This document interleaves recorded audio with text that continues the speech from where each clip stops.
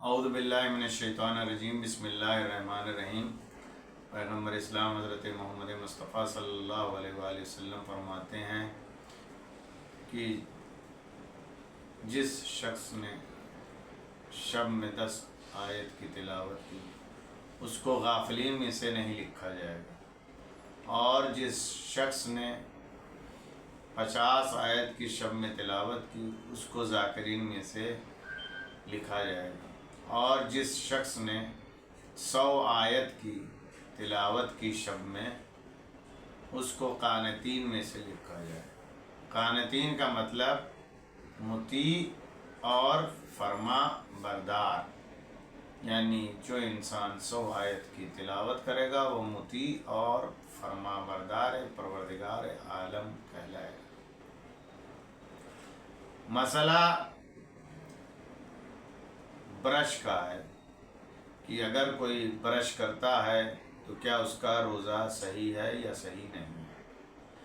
اگر کوئی انسان برش کرتا ہے اور اس کے حلق کے نیچے کوئی شے نہیں جاتی ہے اس کا روزہ صحیح ہے۔ اگر حلق کے نیچے کوئی چیز چلی جائے گی اس کا روزہ باطل ہو جائے گا۔ آج سورہ نازعات کی تلاوت کا شرف ہم حاصل کر رہے ہیں کہ جس میں پروردگار عالم نے ملائکہ کی قسم کھائی ہے، قیامت کے منظر کو بیان کیا گیا ہے، حضرت موسیٰ کا ذکر ہے، زمین اور آسمان کی تخلیق کا ذکر ہے، جہنم کا نظر آنا ہے، جنت کس کے لیے ہے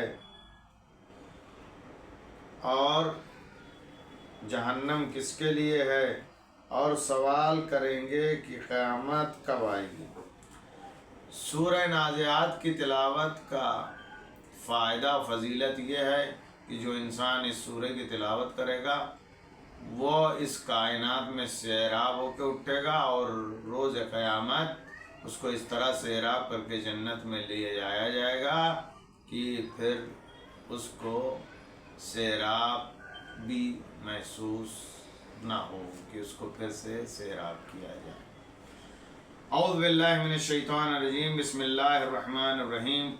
والنازعات غرقا والناطشات نشطا والسابحات سبحا فالسابقات سبقا فالمدبرات امرا۔ قسم ہے ان کی جو ڈوب کر کھینچ لینے والے ہیں اور آسانی سے کھول دینے والے ہیں اور فضا میں پیرنے والے ہیں، پھر تیز رفتاری سے سبقت کرنے والے ہیں، پھر امور کا انتظام کرنے والے ہیں۔ یوم ترجف الراجفہ تتبع الرادفہ قلوب یومئذ واجفہ ابصارها خاشعہ یقولون ائنا لمردودون فی الحافرہ۔ جس دن زمین کو جھٹکا دیا جائے گا اور اس کے بعد دوسرا جھٹکا لگے گا، اس دن دل لرز جائیں گے، آنکھیں خوف سے جھکی ہوں گی۔ یہ کفار کہتے ہیں کہ کیا ہم پلٹ کر پھر اس دنیا میں بھیجے جائیں گے۔ اذا كنا عظاما نخرا قالوا تلك اذا كرة خاسرة فانما هي زجرة واحدة فاذا هم بالساهرة هل اتاك حدیث موسیٰ۔ کیا جب ہم کھوکھلی ہڈیاں ہو جائیں گے تب یہ تو بڑے گھاٹے والی واپسی ہوگی۔ یہ قیامت تو بس ایک چیخ ہوگی جس کے بعد سب میدان حشر میں نظر آئیں گے۔ کیا تمہارے پاس موسیٰ کی خبر آئی ہے؟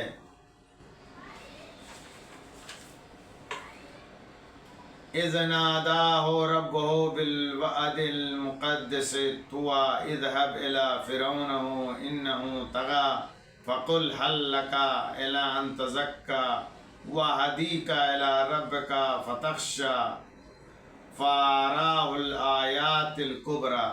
جب ان کے رب نے انہیں طوا کے مقدس وادی میں آواز دی، فرعون کی طرف جاؤ، وہ سرکش ہو گیا ہے، اس سے کہو یہ ممکن ہے تو پاکیزہ کردار ہو جائے، اور میں تجھے تیرے رب کی طرف ہدایت کروں اور تیرے دل میں خوف پیدا ہو جائے۔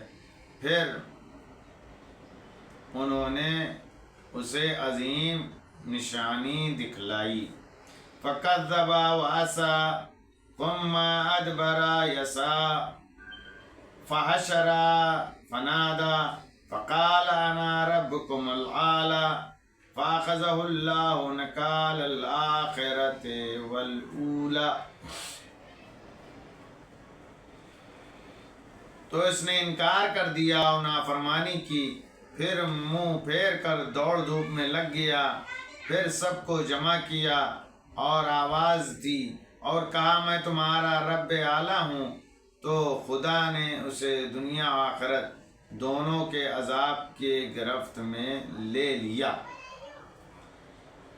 ان فی ذلک لعبرۃ لمن یخشی اانتم اشد خلقا ام السماء بناها رفع سمكها فسواها واغطش ليلها واخرج ضحاها والارض بعد ذلك دحاها۔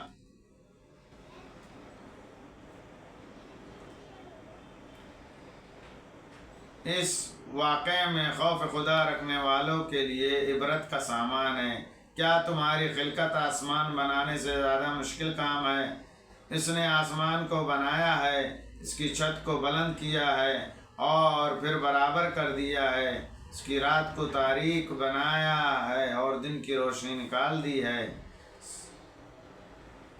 اس کے بعد زمین کا فرش بچھایا ہے۔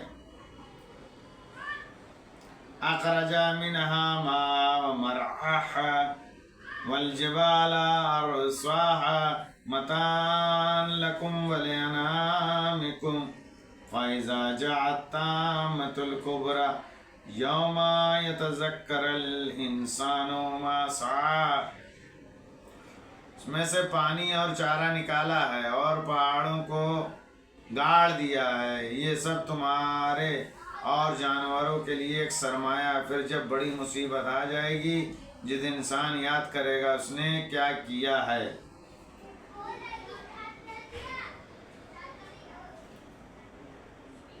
وَبُرِّزَتِ الْجَحِيمُ لِمَن يَرَىٰ فَأَمَّا مَن طَغَىٰ وَآثَرَ الْحَيَاةَ الدُّنْيَا فَإِنَّ الْجَحِيمَ هِيَ الْمَأْوَىٰ وَأَمَّا مَنْ خَافَ مَقَامَ رَبِّهِ وَنَهَىٰ النَّفْسَ عَنِ الْهَوَىٰ فَإِنَّ الْجَنَّةَ هِيَ الْمَأْوَىٰ يَسْأَلُونَكَ عَنِ السَّاعَةِ أَيَّانَ مُرْسَاهَا فِيمَ أَنتَ مِن ذِكْرِهَا إِلَىٰ رَبِّكَ مُنتَهَاهَا إِنَّمَا أَنتَ مُنذِرُ مَن يَخْشَىٰ كَأَنَّهُمْ يَوْمَ يَرَوْنَ لَمْ يَلْبَثُوا إِلَّا عَشِيَّةً أَوْ ضُحَاهَا۔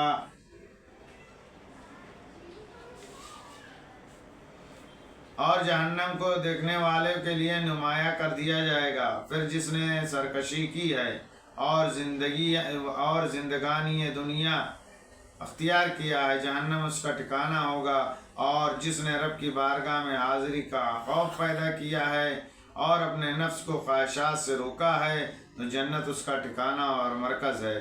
پیغمبر، لوگ آپ سے قیامت کے بارے میں پوچھتے ہیں کہ اس کا ٹھکانہ کب ہے؟ آپ اس کی یاد کے بارے میں کس منزل پر ہیں؟ اس کے علم کی انتہا آپ کے پروردگار کی طرف ہے۔